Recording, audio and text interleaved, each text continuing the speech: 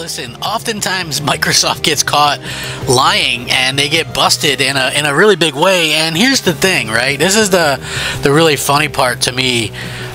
They don't seem to want to change anything. Like they talk a lot, and that's unfortunate, because when you talk a lot, you always have a situation where things can kind of come back on you, right? This is really a terrible situation. Now, when we look at what's kind of happening to Xbox, it's not a great situation, right? Like, we're seeing how Microsoft is kind of pushing for a certain a certain way, right? And unfortunately, that's something that we're going to continue to see. Like, they're not going to up and change their mind, because like previously, where they've kind of changed their mind and done things differently, that was before they had like the full weight of Microsoft looking down on them. So, like, to me anyway, this shows that they don't care, and they won't likely ever change anything to be consumer friendly anymore, unfortunately. But anyway, here is something that is just a complete fabrication and just shows how far the lies have gone for Xbox, and this is not great. Xbox president Sarah Bond is talking about the multi-platform focus that Microsoft is on with no exclusives. It doesn't sound like Xbox is ever going to have exclusives again, unfortunately. In an interview with Mashable, Sarah Bond was asked where blockbuster exclusives fit into the company's plans, given that the growing number of Xbox game studios are seeing releases on other platforms. And Bond explained that in the Xbox's view, the idea of games being exclusive to a single platform has become outdated, and players now expect games to be available on multiple devices.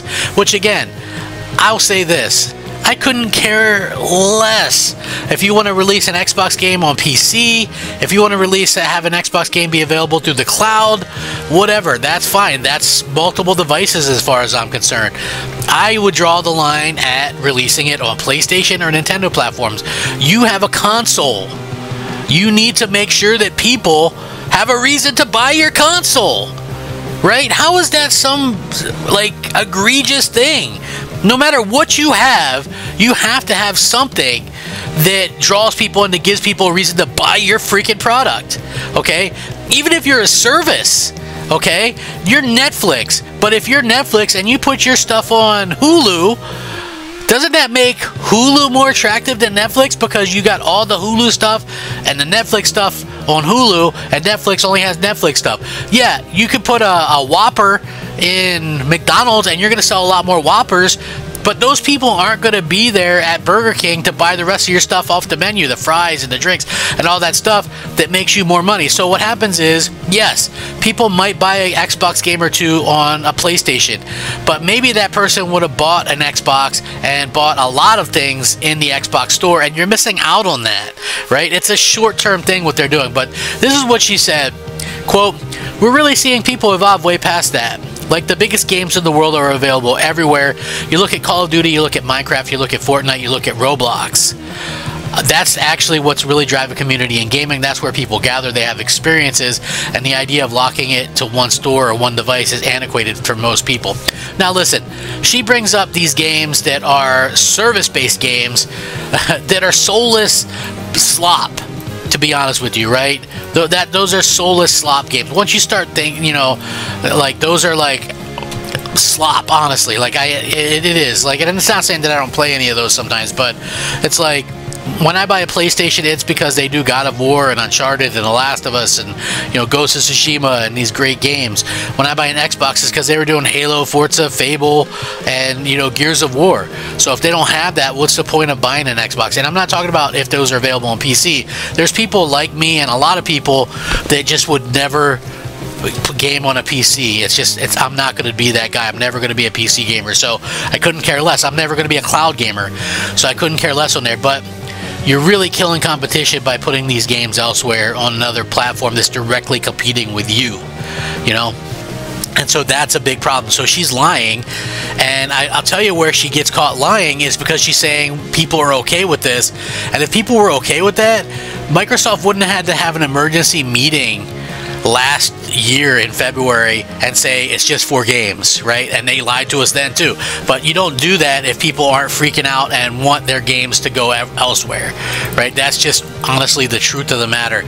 So, you know, we'll have to see how these you know, how these things are kind of crazy or insane, you know what I mean? And like that's just gonna how it's kind of gonna be. Like, it's interesting. So anyway, she says, quote, "You want to be able to play with your friends anywhere regardless of what they're on, and we're really leaning into that with this experience because it opens up another way for you to play, as does cloud, as does PC, as do the consoles that we all own and have in our living room."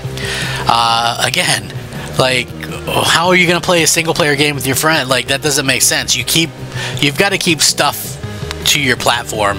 Anyway, Xbox's shift in focus to multi-format started in 2024 when it announced it was bringing Pentiment, Hi-Fi Rush, Sea of Thieves, and Grounded to PlayStation. In April of 2024, Microsoft CEO Satya Nadella stated that Xbox was starting to reap the rewards of its multi-platform strategy. Noted that earlier that month, Xbox had more games among the PlayStation Store's 25 best-selling titles than Sony did. Since then, numerous other Xbox console exclusives have made their way to PlayStation, including Indiana Jones and the Great Circle, Forza Horizon 5, and Gears of War Reloaded.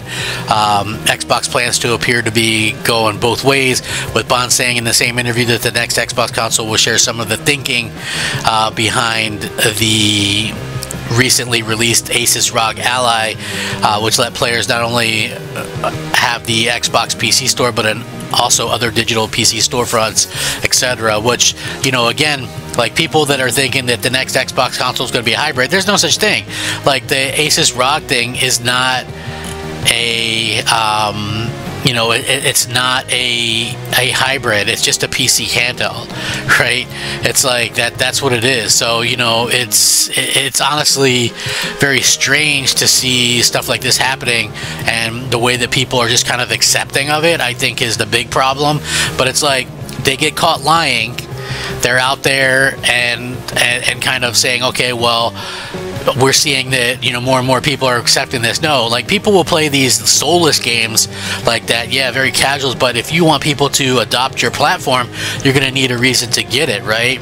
And like, I just don't feel that that she gets it. She knows, she gets it, she just is lying about it, you know, and that's really an unfortunate situation, because we, the gamers, are the ones that end up kind of paying the price. Now, it's like, all Xbox games are coming to PlayStation. The next Xbox is supposedly going to be this super expensive, like, PC with an Xbox logo on it.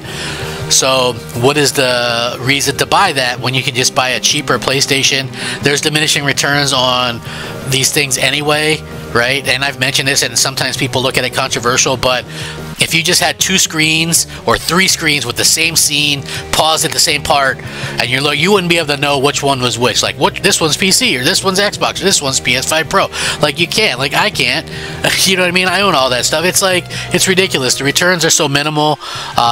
You know, honestly, this generation has been fine in terms of what the games have been able to offer. There's been 99% of the games I've played have been 60 frames. There's been a few that have been 30, but mostly all 60. And that's fine. I don't need any more than that. I'm happy just playing. You know, I want the focus to be on the great games, and it's super unfortunate that, you know, this has kind of happened the way that it has, and, you know, the way that she's kind of lying here, because it is a lie. You know, there's Xbox fans aren't accepting that. Why should we be the only ones without exclusive games or a reason to own a platform? You know, and I got to be honest, the few games that they have that would sell well were already multi-platform. You know, like, so it's like, are they really going to get anything by putting Hellblade 2 on PlayStation? No, that game didn't sell. Hi-Fi Rush, that didn't sell. Pentiment, that didn't sell. You know, most of these games aren't selling on PlayStation anyway. Like, Forza Horizon did okay, and Sea of Thieves, but that died off too. You know, is putting Avowed or South of Midnight on PlayStation going to make a bunch of money suddenly? Like, I don't think it makes sense to do that. Like, it just takes away focus from your platform and kills the platform more than anything else. So, you know, it's super unfortunate that that's happening, and, you know, she gets caught lying. It's really bad, in my opinion. So, you know, we'll see how this works out. I I hope I hope that things work out for the best, but I see it not doing that. You know, just none of this news is good lately, and that's a bad thing and a bad place to be in. So how do you guys feel about it right now? If you're an Xbox fan, do you want some exclusives, or are you thinking that they're antiquated despite the fact that everybody else is doing them? Let me know. Rack 'em up. Crap game.